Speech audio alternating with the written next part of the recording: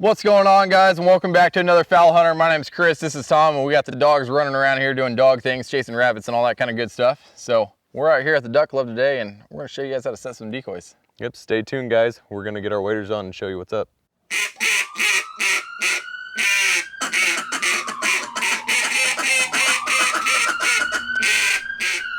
All right, guys, so before we go into setting actual decoy spreads, we're just gonna go over a few things to keep in mind before you even set the spread to begin with.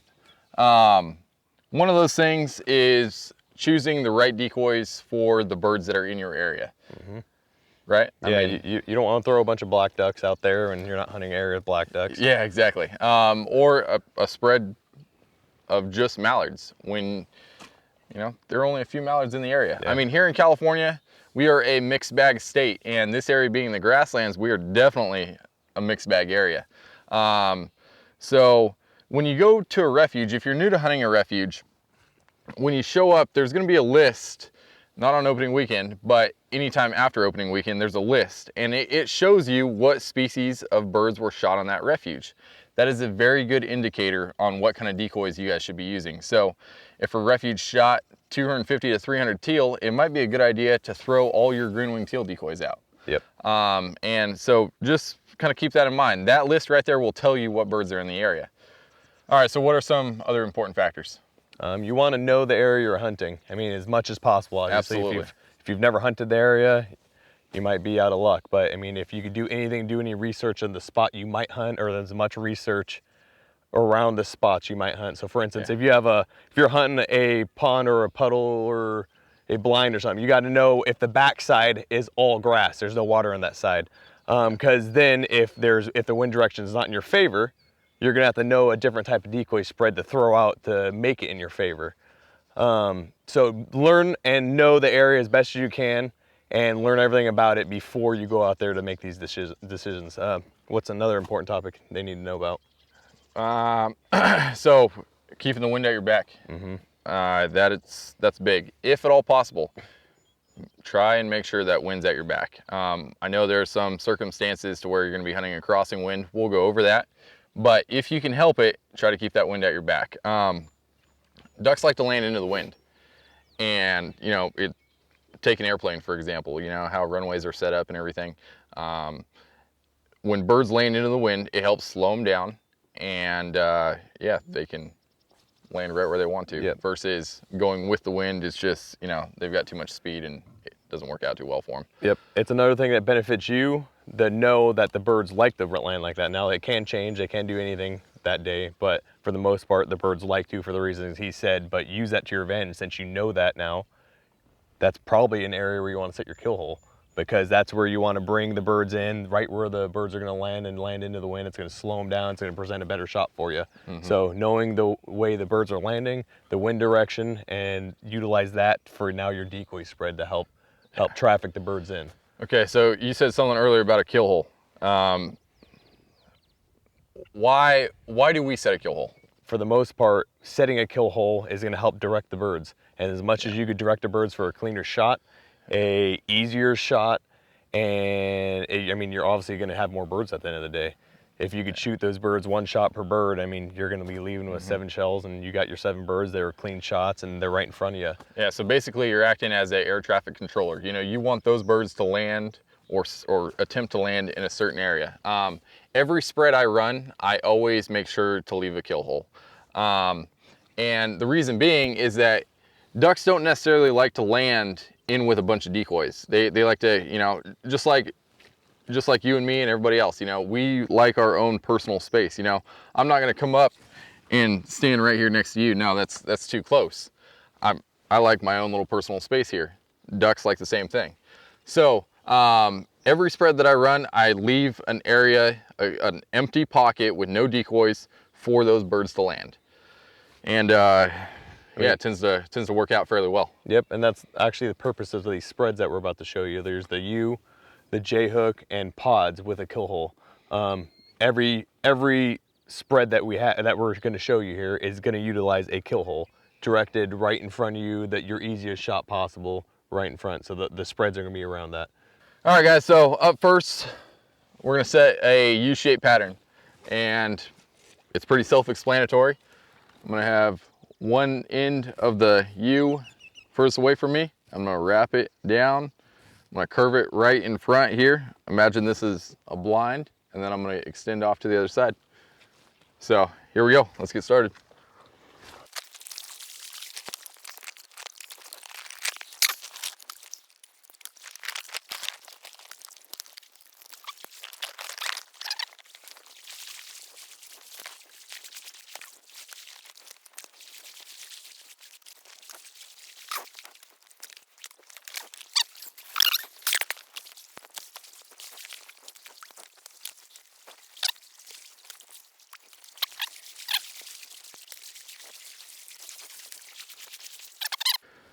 All right, guys, so this is a U-shaped pattern. As you can tell, it's pretty self-explanatory. And here it is. So I've got one edge that's furthest away from me, and it kind of wraps here. I've got the teal up close, and then it extends out the other way, leaving a nice kill pocket right here in the middle.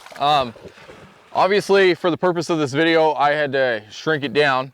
You can obviously widen this U-shape up to give you more of a open kill pocket here, but just for the purpose of the video, I just wanted to throw you guys a little U-shaped pattern, and hopefully it works. Yeah, one more thing I wanted to go over, we didn't talk about before throwing this. As you guys could tell, you guys have you'll get your own little tidbits as you go. But me and Chris have developed what we like to throw, or how we throw our birds. So no matter what spread you throw, we still keep our birds grouped up. So you can tell teal are with each other. We happen to like our teal up close. So most of our spreads, you're gonna see all of our teal grouped up and in as close as we can get them. Yeah. Another thing you'll see, like we have our spoonies together, our mallards are together. We still group our decoys, and we've decided that we like teal up close. I know a lot of spreads, you just happen, I have heard people call pintail the jerks of all the birds. So they usually stick them out because the pintail happen. If you watch a close zone, they'll go chasing around other birds, and you'll actually notice they hang out by themselves, and they're usually a little farther out. Not to mention they like bigger waters or areas of water, so water. They will be out a little bit further to get that sheet water. So if you notice, we actually have our pintail out as far as we can get them. So anyways, we've developed those things. Go ahead and use them too. If you guys think you want to use something else, then go ahead. But that's just what we've decided we've liked. Yeah, so up next, we're gonna throw a J-hook for you, and a J-hook is good for a crossing wind. So if you've got a left to right wind or a right to left, and you can't have that wind at your back, a J-hook is something you're gonna wanna use. So here we go.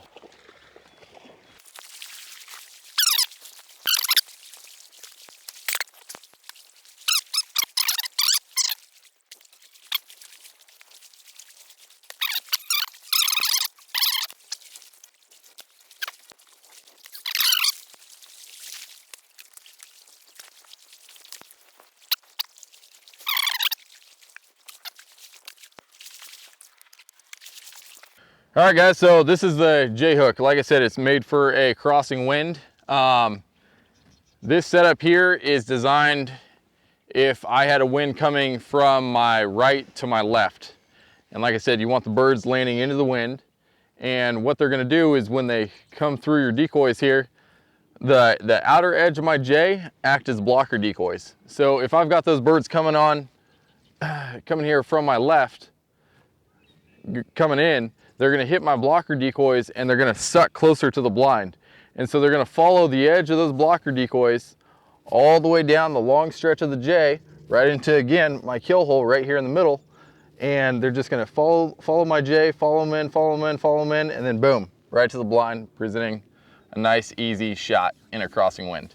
So that's a J-hook for you. Again, if the wind was blowing from my left to my right, I would just flip it and it'd be set up for a left to right wind. Yeah. So just remember, they landed in the wind, so obviously they're gonna hook it and come in this way. And if it's the opposite way, just like you said, you flip it. So one thing I didn't touch up on the time before this was obviously we're using a minimal amount of decoys. A lot of times me and Chris actually like a small amount of decoys. But if you want to throw more out, the area you would do is you're not going to sacrifice your kill hole. So make sure you keep your kill hole. The areas where you'd be sticking more decoys out, if you wanted more, you're gonna start filling the outside out, because that's where you're obviously trying to deter those birds from landing. So more up here in front, you could wrap around, you could space out further. That's the areas where you don't want them to land. So that's where you're gonna be putting your extra decoys. Don't take away from your kill hole. Your kill hole, you wanna leave the biggest spot possible for them to come and land. So what's up next? So up next, we're gonna run pods, and pods are my personal favorite. And all I'm gonna be doing is just grouping these decoys up by species. So I'm gonna throw, you know, a small pod here, this and that, and just kind of bounce them around. And yeah, so here we go.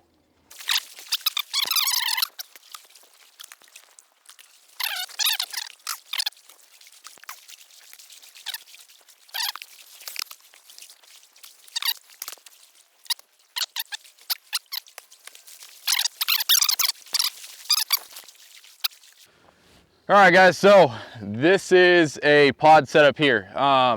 As you can tell, I've got the decoys grouped up by species, and they're just kind of sporadic, you know. I've got nice lanes cut to where if I've got birds coming in different directions, they've got the ability to do that without actually flying over the top of decoys. And right in the middle, I left, yet again, a nice kill hole. This is where I want the birds to land, right here in the middle. So that's a pod rundown. That's one of my favorite spreads to set right there. If I was hunting this entire pond, I would have decoys on my far right as well as my far left, and I would just kind of fill this whole area just with some pods.